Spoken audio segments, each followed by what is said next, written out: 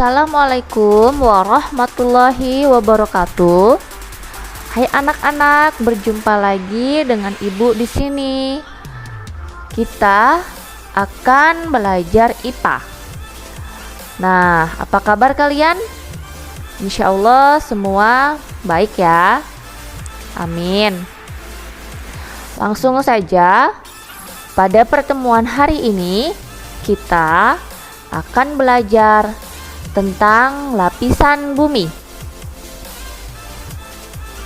Nah, bisa dilihat ini gambar apa? Ya, ini adalah gambar bumi.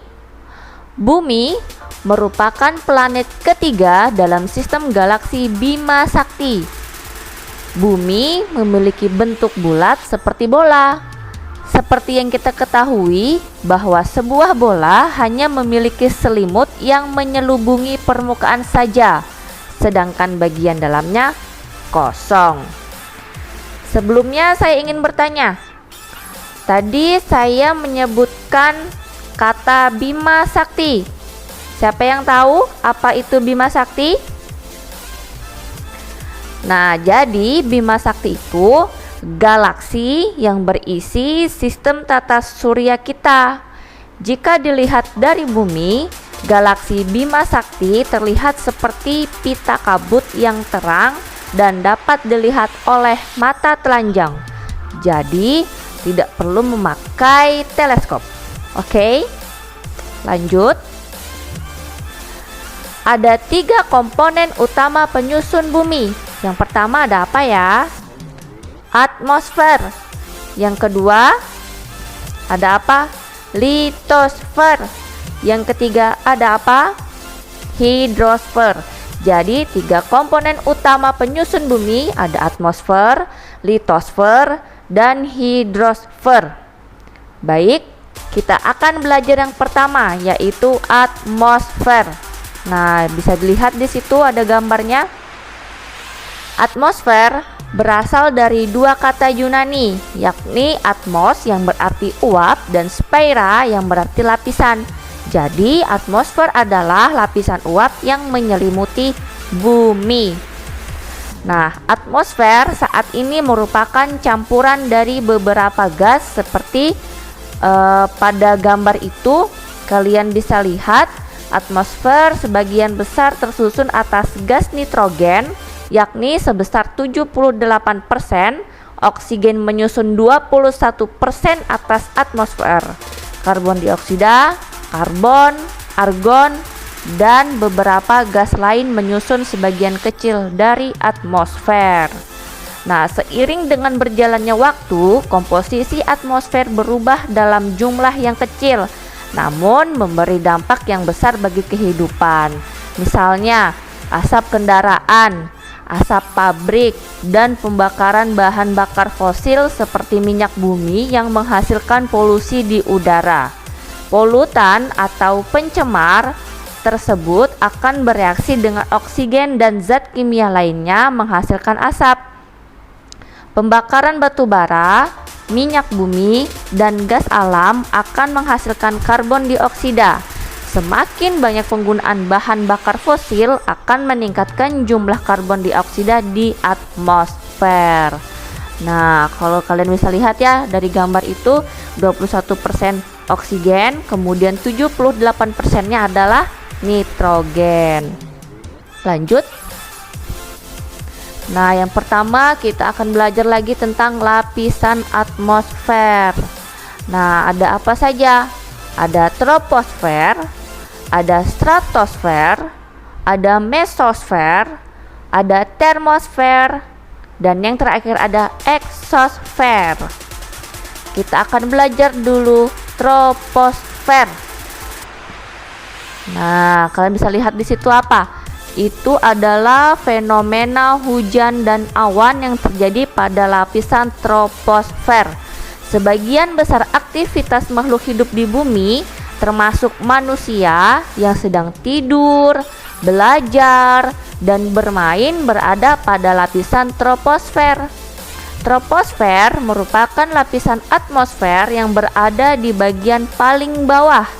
Ketinggian troposfer terhitung mulai dari permukaan laut 0 km hingga 10 km di atas permukaan laut atau DPL. Jadi DPL itu adalah singkatan dari di atas permukaan laut. Nah, sebagian besar bagian troposfer terbentuk uap air dan 75% terdiri dari gas-gas atmosfer. Troposfer merupakan tempat berlangsungnya sistem bumi seperti hujan, angin, salju, dan awan.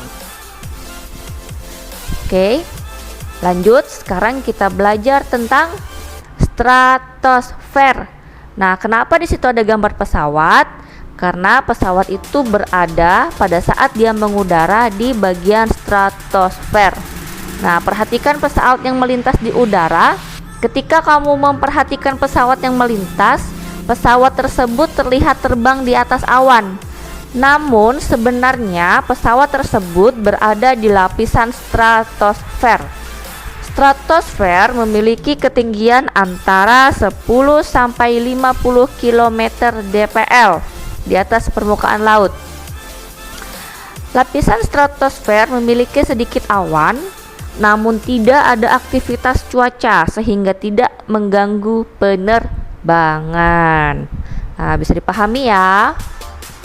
Lanjut, kita akan belajar tentang mesosfer. Nah, gambar apakah itu? Itu adalah fenomena hujan meteor pada mesosfer. Saat melihat fenomena meteor, kamu akan menyaksikan bahwa seolah-olah meteor tersebut melintasi bumi dan kemudian menghilang. Namun yang sebenarnya terjadi adalah meteor sedang menuju bumi. Akan tetapi meteor tersebut terbakar habis di atmosfer. Bahaya ya kalau misalnya meteor itu jatuh ke bumi dan menimpa rumah kita. Lanjut, ada apa lagi ya? Ada termosfer. Nah, kalian bisa lihat pada mesosfer dan termosfer terdapat lapisan yang memiliki partikel ion yang bermuatan disebut ionosfer. Ketika kamu mendengarkan radio pada malam hari, siaran radio dari kota lain akan terdengar lebih jelas. Hal ini disebabkan karena adanya lapisan ionosfer. Pada siang hari, energi dari matahari mengenai partikel pada ionosfer yang mengakibatkan partikel tersebut menyerap gelombang radio dengan frekuensi AM.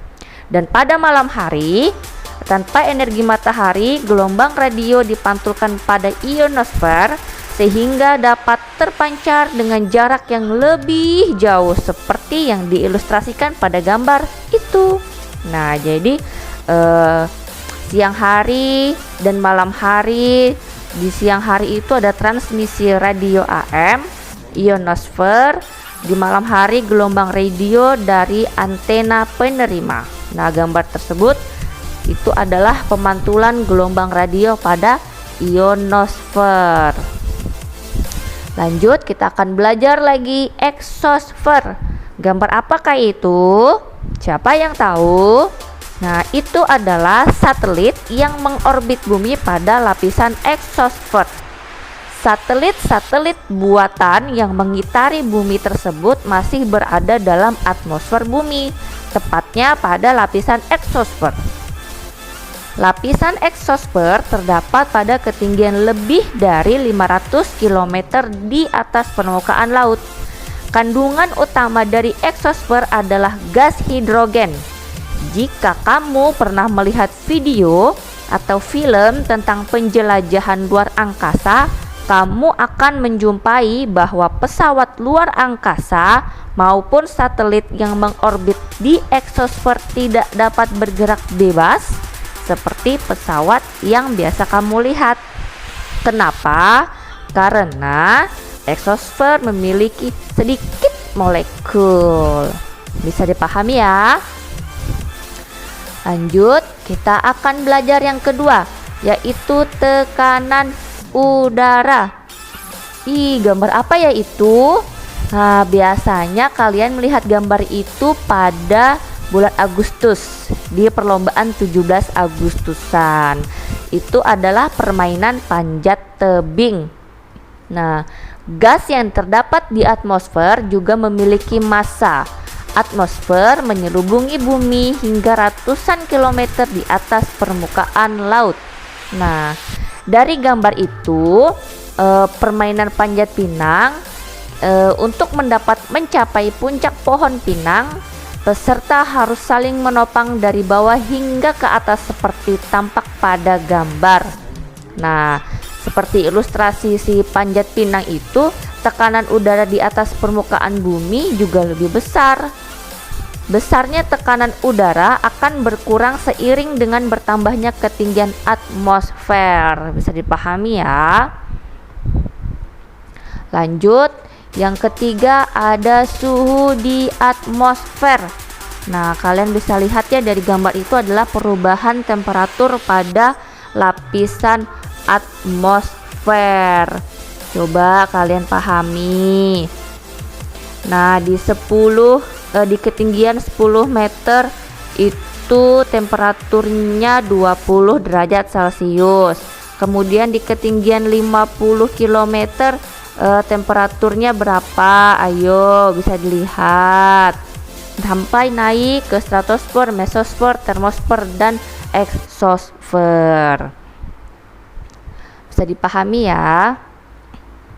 Lanjut, ada lapisan ozon. Lapisan ozon terdapat pada stratosfer pada ketinggian 18 sampai 54 km di atas permukaan laut. Ozon tersusun atas oksigen sebagai bahan dasar. Oksigen yang kita hirup memiliki 2 atom oksigen tiap molekulnya. Satu molekul ozon memiliki 3 atom oksigen yang berikatan. Nah, kalian bisa lihat itu adalah suhu kota Surabaya pada tahun 2015 lalu. Berarti setiap kota itu akan berbeda-beda ya suhunya. Kalau yang digambar itu gambar dari suhu Surabaya. Nah, pasti berbeda dengan kota Samarinda dan kota yang lain. Ozon ini berfungsi untuk menyerap sebagian besar radiasi ultraviolet yang ada dalam atmosfer. Kandungan ozon dalam stratosfer sangat tinggi sehingga melindungi bumi dari radiasi matahari yang berbahaya. Ozon menyerap sebagian besar radiasi ultraviolet yang ada dalam atmosfer. Walaupun lapisan ozon tidak terlihat, kehidupan di bumi bergantung pada keberadaannya. Nah, jadi kalau tidak ada ozon, maka kita itu yang hidup di dalam bumi akan mengalami bahaya. Oke. Lanjut. Yang B, kita akan belajar tentang litosfer. Gambar apa ini? Kalau dari gambar itu kita bisa melihat ya, ada seseorang yang sedang mencangkul. Nah, jadi dalam ilmu pengetahuan alam atau IPA tentang kebumian, tanah atau bebatuan yang ada di bumi itu disebut dengan litosfer. Nah, litosfer ini berasal dari bahasa Yunani, yakni liktos atau batuan dan spaira atau lapisan. Jadi litosfer merupakan lapisan batuan yang ada di bumi. Dalam pengertian luas, litosfer diartikan sebagai seluruh bagian padat bumi, termasuk intinya. Struktur padat bumi terdiri atas kerak bumi, mantel, dan inti bumi. Jadi yang seperti kita lihat di gambar itu, tanah memiliki lapisan dengan struktur yang berbeda-beda. Lapisan-lapisan tanah itu pasti berbeda-beda ya. Di atas itu biasanya lebih gembur, kemudian ke bawah sudah bercampur dengan batu, dan ke bawah lagi lapisan yang terakhir biasanya batu yang sangat keras. Nah, berdasarkan struktur bumi ada 2 teori mendasar. Yang pertama itu adalah teori tektonik lempeng. Nah, kalian bisa lihat di situ ada gambar ilustrasi teori tektonik lempeng. Nah, pada sekitar tahun 1960, para ilmuwan mengembangkan sebuah teori berdasarkan teori continental drift dan seafloor spreading. Teori ini disebut teori tektonik lempeng. Berdasarkan teori ini, kerak bumi dan bagian atas dari mantel bumi terbagi menjadi beberapa bagian. Bagian ini disebut dengan lempeng. Lempeng bersifat plastis dan dapat bergerak di lapisan ini. Lempeng tersusun atas kerak dan bagian atas mantel. Nah, jadi kalian bisa lihat di situ yang bagian atas itu adalah lempeng kerak benua. Kemudian adalah lapisan litosfer, ada astenosfer, lapisan tebal bagian atas, dan lempeng kerak samudra. Nah, jadi gambar itu adalah lempeng tersusun atas kerak dan bagian atas mantel bumi. Yang kedua ada apa? Kedua ada gempa bumi dan gunung berapi. Nah, gambar apakah itu? Jadi, pergerakan lempeng memberikan efek getaran yang sama seperti pada saat mematahkan ranting. Ketika terdapat gaya yang cukup besar yang berasal dari pergerakan lempeng, maka bebatuan di lempeng akan menegang. Akibatnya, lempeng tersebut berubah bentuk. Bahkan, lempeng dapat patah atau kembali ke bentuk semula jika gaya tersebut hilang. Nah, energi tersebut mengakibatkan terjadinya getaran yang merambat melalui material bumi lainnya. Getaran ini disebut dengan, siapa yang tahu? Disebut apa? Disebut dengan gempa bumi. Nah, jadi kalian sudah bisa ya memperkirakan dari ilustrasi, gambar ilustrasi itu. Yang A itu ketika lempeng ditarik berlawanan arah turun terbentuk. Kemudian yang B ketika lempeng ditekan dari arah yang berbeda naik berbentuk. Dan yang C adalah ketika lempeng bergeser akan terbentuk. Nah, jadi itu ada jenis sesar berdasarkan gaya yang bekerja pada lempeng. Ada gambar lagi tuh. Gambar apa ya?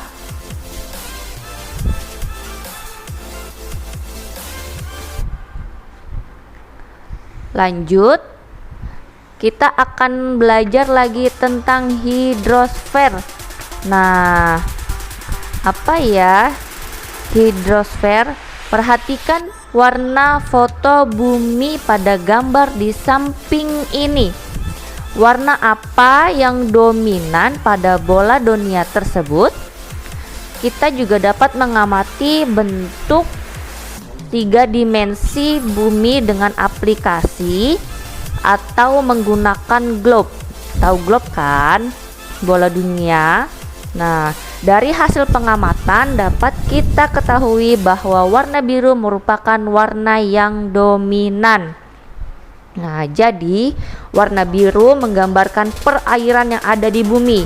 Dengan kata lain, bumi yang kita huni diselimuti oleh air atau yang sering disebut hidrosfer.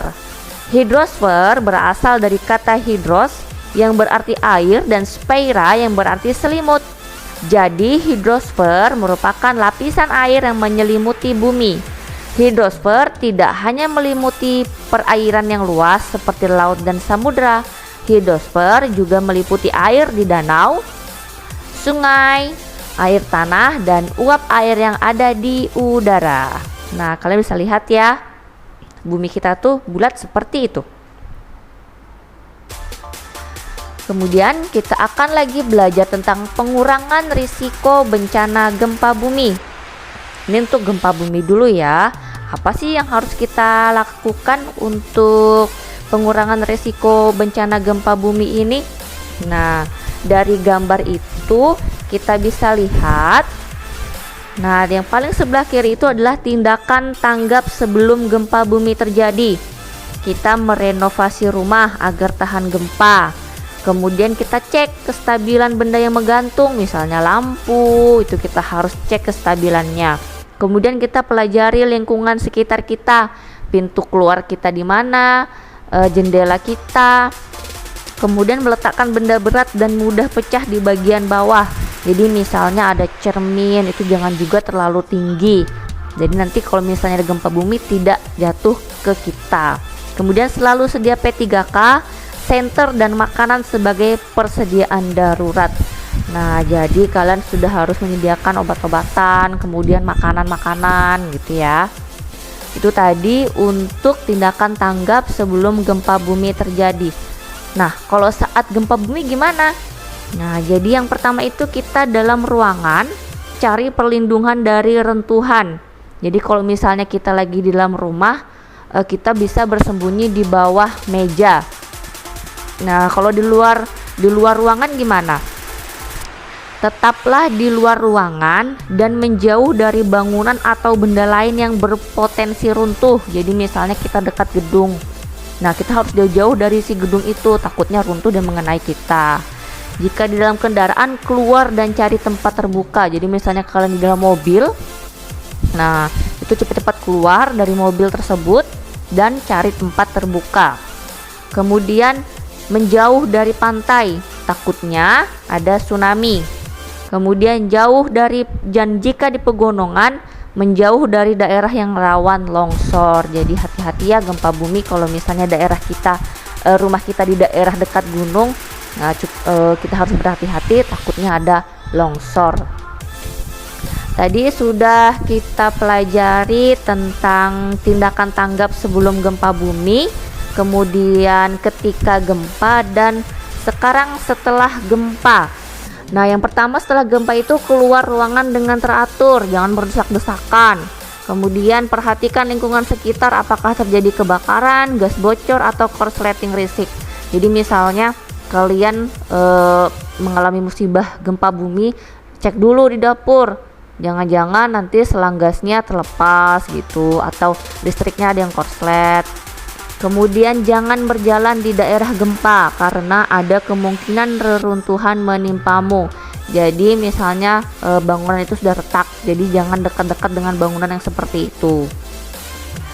Jangan memasuki rumah yang telah terkena gempa, takutnya ada reruntuhan ya. Kemudian mengisi angket dari instansi terkait. Biasanya ada pendataan, misalnya ini kartu ini keluarga dari siapa, kemudian alamatnya di mana begitu. Kemudian mengikuti informasi terkait gempa yang terjadi. Jadi sering-sering buka sosial media, berita gitu ya. Dan yang terakhir yaitu selalu berdoa kepada Tuhan Yang Maha Esa. Kita selalu minta perlindungan, minta kesehatan kepada Allah Subhanahu wa Ta'ala. Jadi itu tadi ya, ada 3 yang kita pelajari dari pengurangan resiko bencana gempa bumi, seperti sebelum, saat, dan setelah gempa bumi. Oke, bisa dipahami? Lanjut, kita akan belajar dari pengurangan risiko bencana gunung meletus. Nah, apa saja ya pengurangan risiko bencana gunung meletus? Nah, jadi Indonesia terletak pada pertemuan lempeng Eurasia, Pasifik, dan Indo-Australia. Akibatnya gunung api itu tersebar di Indonesia. Bahaya gunung api timbul dari material yang dikeluarkan. Nah, jadi ada langkah-langkah penyelamatan dirinya nih saat terjadi gunung api meletus. Nah, yang pertama kita tuh mengungsi dulu. Ikuti jika ada himbauan mengungsi. Jangan berdiam di tempat yang berbahaya. Ikuti rute evakuasi yang sudah ditentukan. Jangan melewati lembah yang dilalui aliran sungai.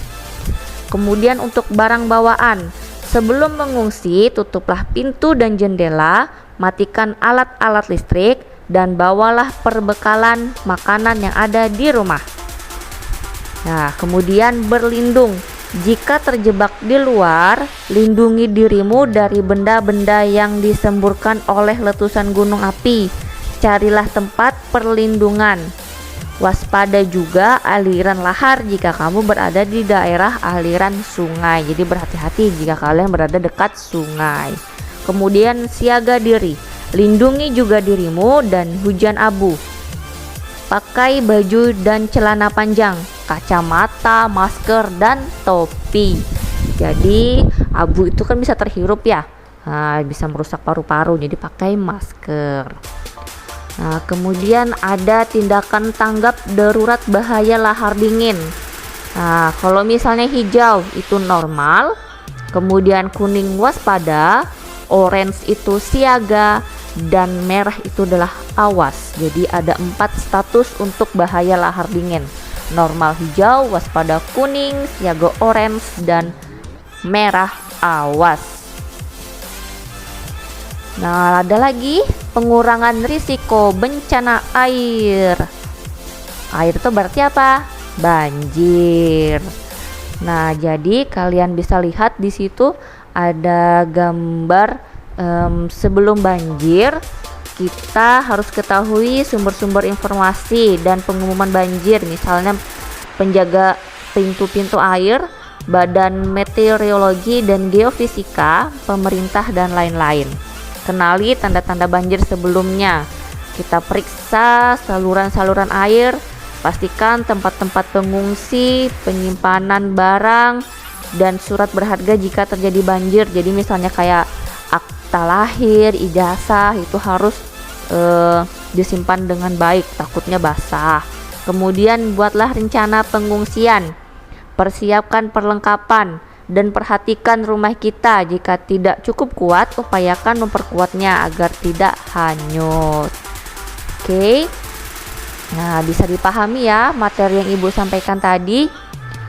Kurang lebihnya Ibu minta maaf. Ibu akhiri dan ucapkan terima kasih. Wassalamualaikum warahmatullahi wabarakatuh.